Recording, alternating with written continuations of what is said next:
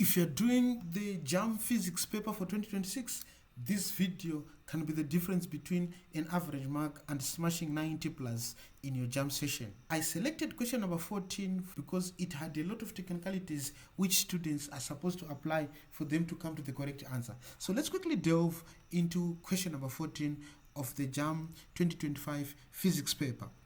Question number 14 reads, a force 18 newtons, so we have force 18 newtons, pulls a 40 kilogram mass on a horizontal floor at 0.3 meters per square second. Find the coefficient of friction. We want the coefficient of friction. So we have force, we have mass, and we have acceleration. And they want us to find friction, which is Fk. Why Fk? Because it's sliding. It's dynamic gliding or sliding friction. So we know that Fk is equals to mu n, where n is the normal or the reaction, and they want us to find mu. Once this is done, we need to find the right equation. That's the first thing which was required of the students. You need to think like the examiner. How are we going to find the coefficient of friction? Friction is a force. So we have a force, mass, acceleration, and another force, friction. So we need an equation which links friction, which links force to mass and acceleration. And that is none other than Newton's second law, which says the net force on an object is equals to mass times acceleration. Why am I bringing the concept of the net force? Let's draw the situation happening over here. This is our object sliding on a horizontal floor. We have an applied force of 18 newtons as F applied force. Then we have the weight of the object, which is mg. Our mass is 40, our g is 10. Then, since it's resting on a horizontal floor, the normal is exerted by the floor directly opposite the weight, which is our normal or reaction, which is also equal to the weight. They are equal and opposite according to Newton's third law, so it's also 40 times 10.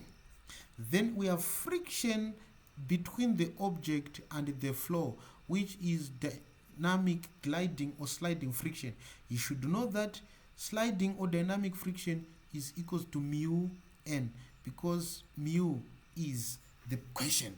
Once this is done, we need to find what is the net force. The net force, we have two forces, one going to the right and one going to the left. So net force is the difference between these two forces. So we can actually say net force is equals to F minus F subscript K, which is the same as 18 minus mu n.